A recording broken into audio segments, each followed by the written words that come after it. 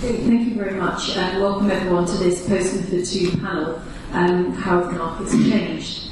So we're now 9 months on, a very great time to be talking and thinking about the impact of MiFID II.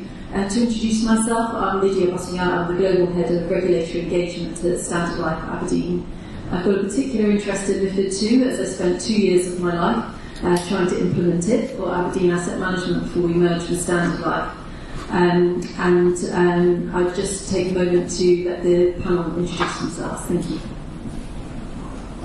Okay, hi, I'm Ian Hanchek. I'm a portfolio manager at GBS Asset Management here in London, and I'm sort of here as somebody impacted by MiFID, but not having to implement it at all.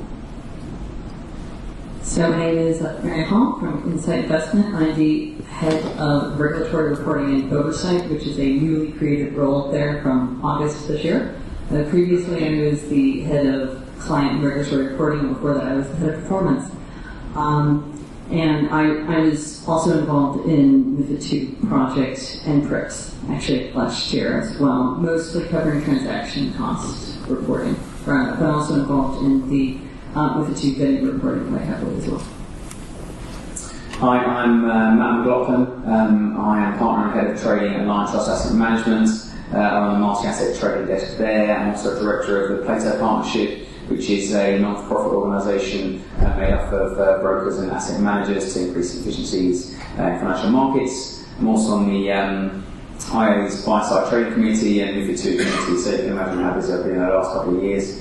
So I'd say thank you very much for staying. So there's a lot of alcohol behind two very large doors there, so I could see there's a lot of everyone might disappear, but thank you for being here. Thank you very much, everyone. So MiFID II, I think, is being described as the most extensive piece of regulations that ever have hit the financial services industry, and certainly took a number of years in the making. So sort of given this complexity and scale, can I just ask each of you what the biggest challenges were or learnings for your firm in implementing MiFID II? Mary, maybe. Yeah, I'll start with that one. I think one of the biggest challenges was figuring out that actually it was as large as it was. I think we wanted it not to be more than anything else, and once we came to grips with it, it was all hands on deck. And I wouldn't necessarily recommend that way of dealing with things, but everyone had to just barrel on and figure out exactly what to do. But one of the most important things I learned out of that myself, and I think a lot of project people did as well, is making sure to engage with people who would be impacted by it and get it. Buy-in isn't exactly it, but taking them on that journey before it happens. And that made, certainly the specific bit, I was in the transaction cost reporting, huge difference. The fact that I was going and talking to the fund managers and to the traders from about September, October, and making sure that they were part of when we had things go wrong, because around transaction cost reporting, everything went wrong for almost everyone. Making sure to engage all the right kind of stakeholders around what we were going to end up reporting at the end of the year as well. So I think it was the massive amounts of engagement between all parts of the business, and that every time you have that kind of regulatory change, you've got to make sure you're taking everybody on the journey. Thank you very much. And Ian, I guess from the other side of the fence, how did you find it? Yeah, I think I probably only saw a small fraction of what was going on behind the scenes. As you say, it impacted many parts of the firm, and as a portfolio manager, I think one of the biggest impacts was on the unbundling of research and seeing how the process of broker voting changed and how everything became much more concentrated on the value of every single piece of research. And then also, I suppose, the entertainment side of things, of reporting exactly how many cups of coffee you've had and that kind of thing. Don't drink too many drinks tonight, otherwise you might have to declare it. Matt, can I ask you the same question? Sure. I think from my side, on the trading side, it's understanding the new market structure. Because it all changed, especially on the equity side. So the kind of banks crossing the networks being shut down, dark pool capital coming in. So trying to understand the new kind of venues that we'll be trading in. That was probably one of the most important things. So I want to be engaged with a lot of the brand new venue types, such as electronic liquidity provider, systematic internalisers, banks, SIs, and a lot of other different venue types. So I think trying to understand the market structure was a big challenge and something that, being a bit sad, I enjoyed. But I think we put ourselves really at the forefront of the market and trying to understand it and how we benefit from it. I think apart from that, making sure all of our policies are perfect, so disclosure codes, best execution, broker selection, venue selection, and obviously trade reporting, which I think might be a lot to in a bit.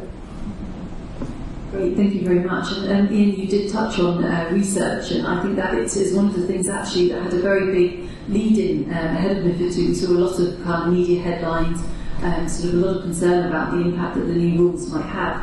So how have you seen research consumption change as a result of MiFID II?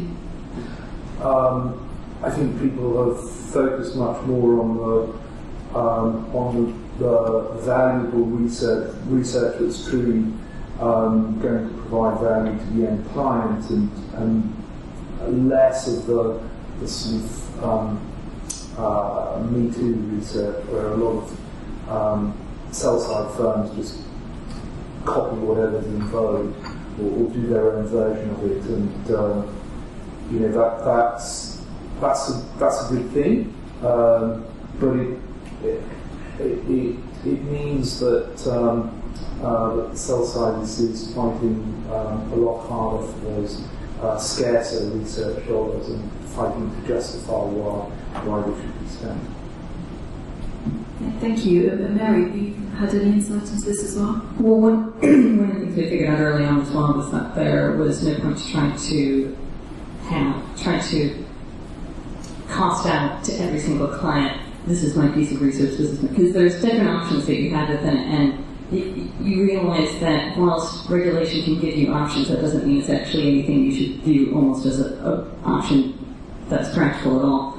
So we ended up very early on just saying, fine, we're just going to take this on our balance sheet and be done with it, because there was just no point in trying to figure out, if I read this, and it went to how many different, does it go into this, how do I portion there? It doesn't, it made absolutely no sense to try to do that. So that was one of the things we figured out very early on.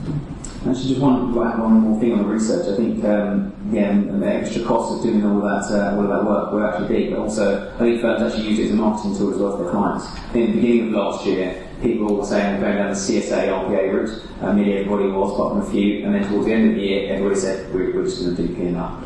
Which made a lot more sense from the reason you mentioned, and also just for a pure marketing tool and being competitive in the market. Yeah, absolutely. And I've sort of seen similar trends. I think there's been some research issued very recently that's actually said that for those people who still are passing the cost of research on, actually they're charging 7.5 times more than the people who are taking onto their own books. And actually there's very few of them. It's a very few number. I think everyone, particularly if you're operating in a complex environment, how can you determine whether a piece of research benefits one fund more or less than another fund, and how do you manage that? The burden just being too great. So I think brokers have seen the commissions come down as a result of that. So it has probably been one of those areas that we've seen the biggest changes, I think, as a result of MiFID II. Yeah. So just sort of moving on, I guess, to another huge piece of MiFID II, which personally I think took over sort of many sleepless nights and huge amount of technology and change required kind of in our firm. But really thinking around the trade regulations and the kind of intention to be more transparent, and just really interested in understanding whether you've seen any kind of changes in the market as a result of these sorts of rules. Mary? I can probably speak more to how difficult it was to meet those requirements, to be fair. But I do know that there's been, because you kind of referenced that as well. I mean, the number of venues and how you're getting to trade is just massively different under MiFID II. So, but I can say that trying to make sure that you're reporting every single thing to the regulator on the day in the way that they're saying you need to has been just one of those massive undertakings that is still a complication even now. Because you still don't have that much. You're trying to figure out what does the regulator really want. You know they want to have everything on the day, but at the same time, they want everything on the day. Like you have things like late trades. You have things like, I don't have the data for this, or I have something where I went back and actually had to change the data on this trade because maybe it was wrong. All these kinds of complicating factors. Maybe your client's LEI is no longer valid, for instance, because you have to renew them every year, which also happens. So you have all these weird little things going on where you're watching your numbers not going into Univis or one of the other sort of groups, tick up, because you're not only just doing the transactions, you're doing the positions as well, and all these things can't go through. So it's trying to manage that and make sure that you're taking on the spirit of what the regulation is saying and not be too literal-minded, but clearly you have to still fulfill the regulation. And that's where we're trying right now to figure out within our policies as well to make sure that it's as tight as possible. And that when a regulator looks at it, they go, okay, you are trying to fulfill the regulation, you're not just making excuses. Absolutely. And Matt, have you seen sort of any changes as a result of all of this new information that's been provided? Well, lots of changes, but again, on a practical level, we wanted to go forward with the spirit of it too. So just in January, we made sure that we would only trade with people who could trade report for us. Either they were that they had signed up to our APA who could trade report something if it wasn't trade reports elsewhere, or we only trade with people who would only trade on first an SI on a regulated market or on an NTF, which then has the trade report responsibility. So we're quite harsh on that. And once traders knew, or the sell side knew they weren't actually getting any business unless they tick one of those boxes, you saw them all get on with that quite quickly. So that perspective only took a few weeks to get everybody pretty much nailed down across every broker, which was good. I think it all comes down to as soon as you're getting business, I'll do something. But no, it's relatively smooth. But I think on the data comment, I fully agree. When we have data just coming out of our ears, and it just creates more and more. However, some of the data, we want to trade reporting immediately, but some of the orders are so large, deferred for certain periods. So sometimes the trade reporting doesn't actually mean anything, because you'll see a trade that was done today, but you won't find out until 2 weeks later. Thank you. And also, as a consumer of some of this data, if you're trying to work out liquidity of stocks in the market, and you're trying to work out for your own investment decisions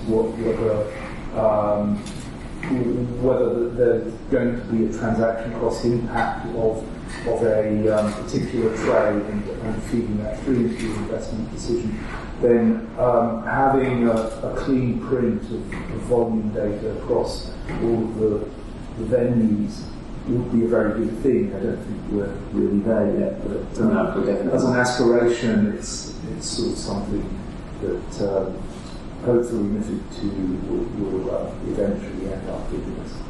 I think getting a consolidated tape, I think especially on the buy side, is very, very key on that happening. I think there are a couple of initiatives which I think are underway, but it's quite a hard task. But definitely on the buy side, when liquidity is that on, everybody's very, very keen to get a consolidated tape. I'm hoping it's sooner rather than later. It would make a huge difference across vast types of reporting though as well, not just the fact that you're looking, say, at best execution or trying to put in your trades as well to the regulators, but even around transaction cost analysis and one that you're having to report on an annual basis to your clients. It would make it vastly easier.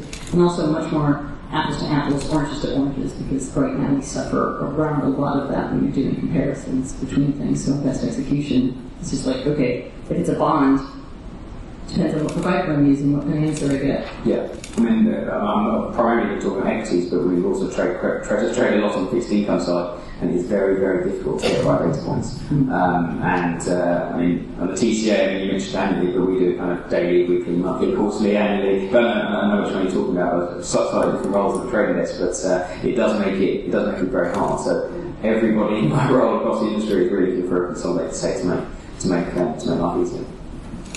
Thank you. And I guess kind of thinking about kind of the best execution requirements and things as well, kind of leading on from that.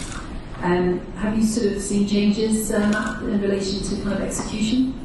Sure. I mean, we have a real variety of fund types and trading strategies.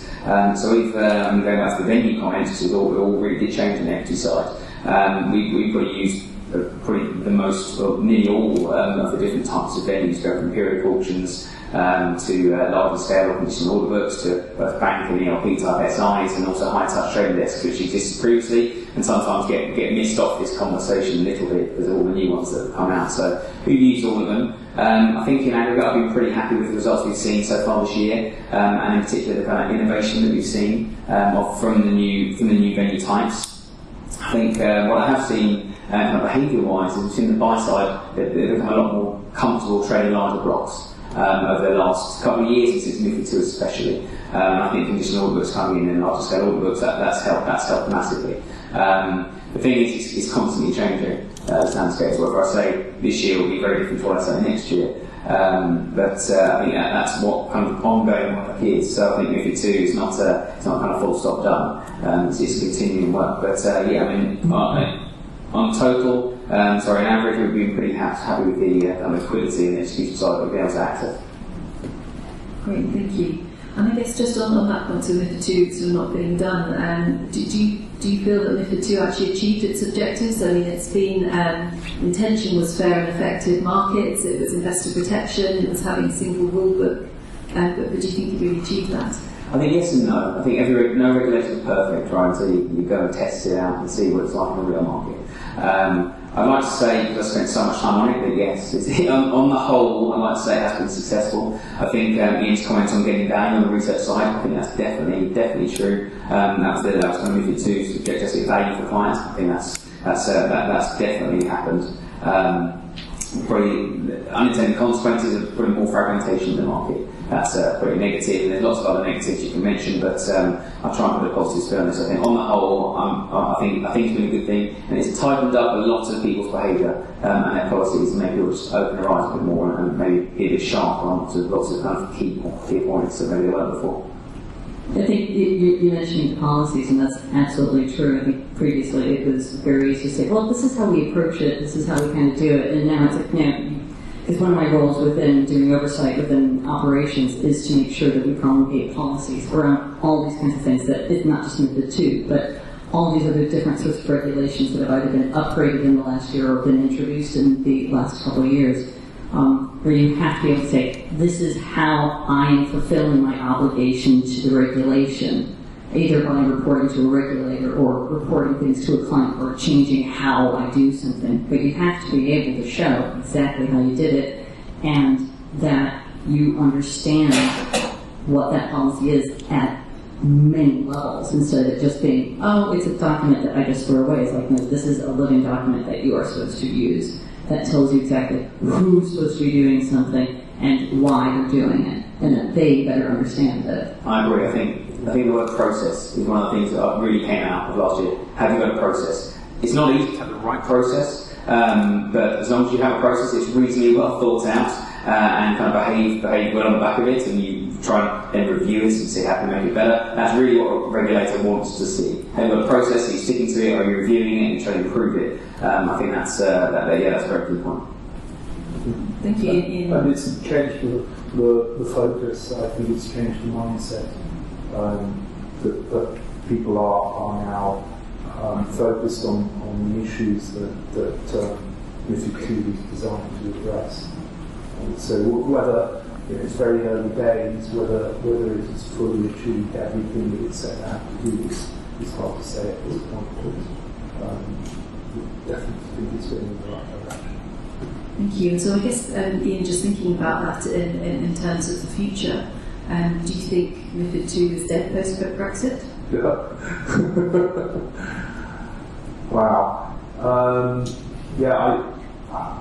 I don't know. I mean, I think who knows what's going to happen post-Brexit, because it's sort of every day something different happens, and but I think it is probably going to be quite problematical, especially if at the end of March we crash out without any deal, and then a lot of assumptions go away.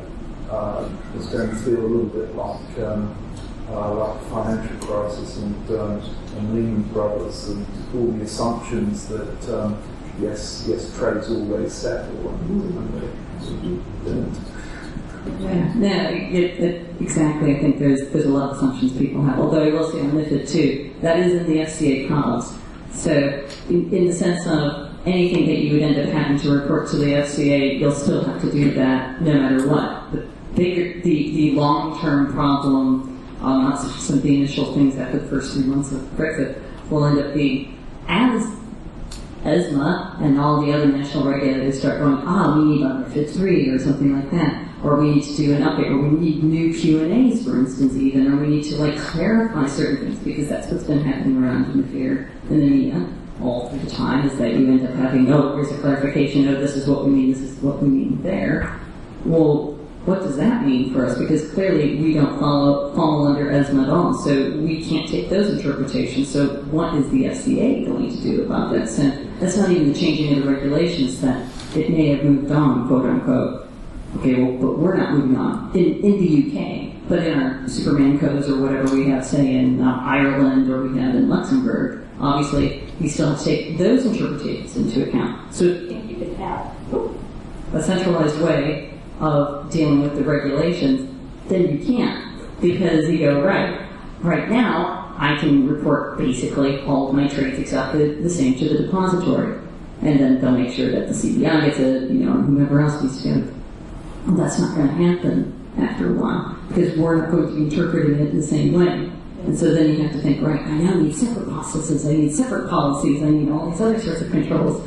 So it's going to be and then you have to make sure that your, say, Superman Code in Ireland, which is one of the things we're dealing with, is that they have the proper governance over you as well. They are outsourcing to another company in a third country that is not in the EU. And I guess as well, it kind of undermines slightly some of the objectives of having one single rule book, as everyone starts interpreting in different ways.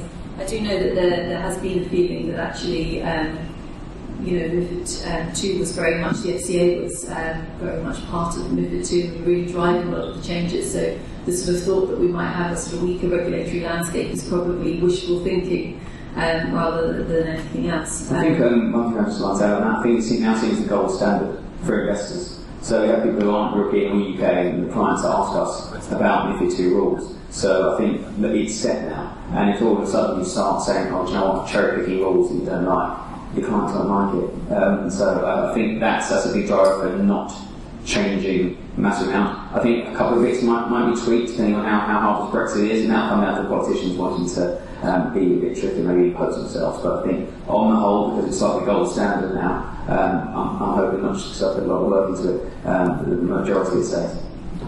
Great, thank you very much. I'm very conscious of time and conscious that everyone will be wanting to get a drink, so I think we will close it there and just give a couple of minutes for questions if there are any. Yes. Maybe I'll start with the Brexit issue. I have some experiences there.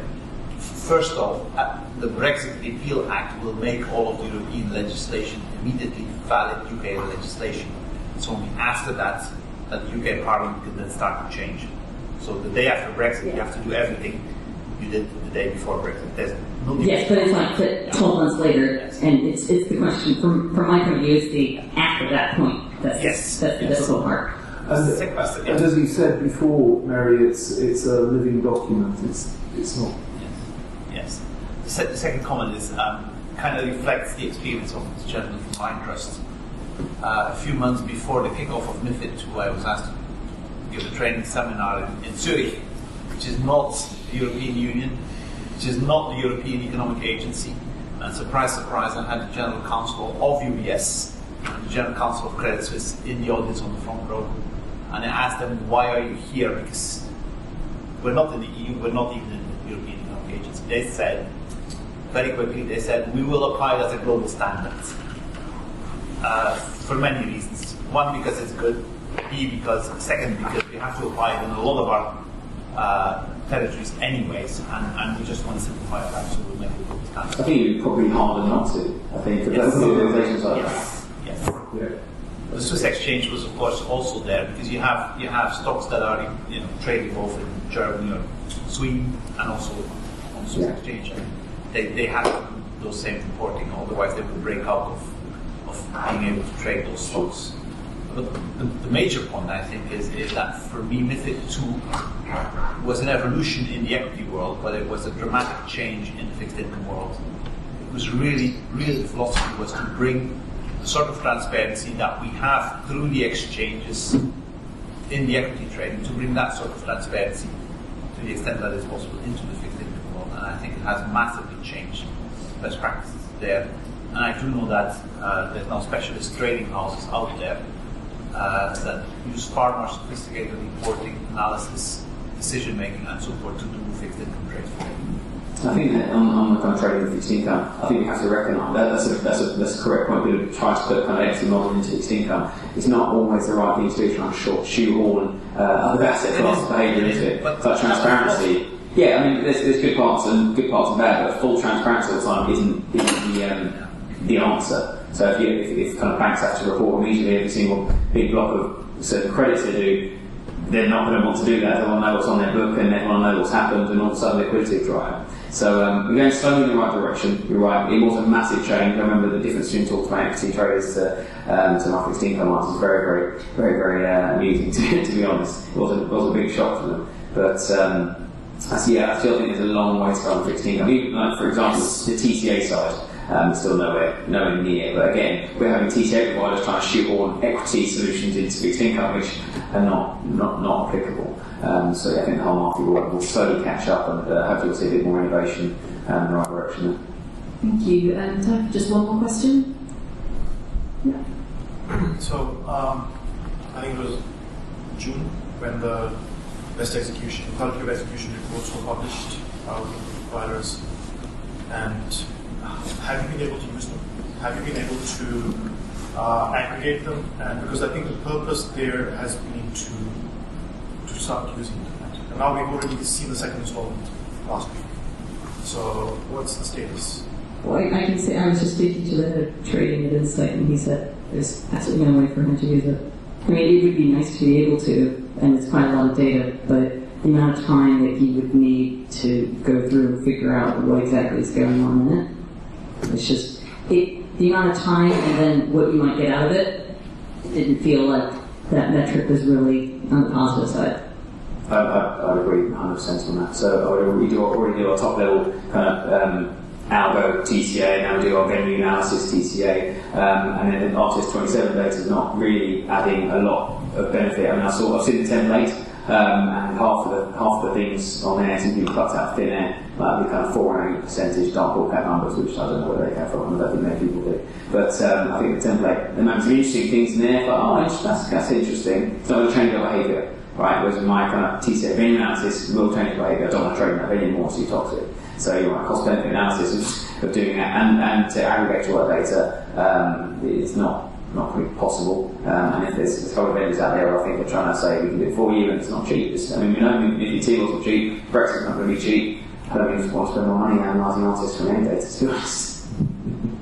Thank you very much. I think we'll close the panel there. So thank you very much to all of you for participating in the panel session. And thank you very much for everyone attending today. I think that's it. So I think we're heading out for drinks.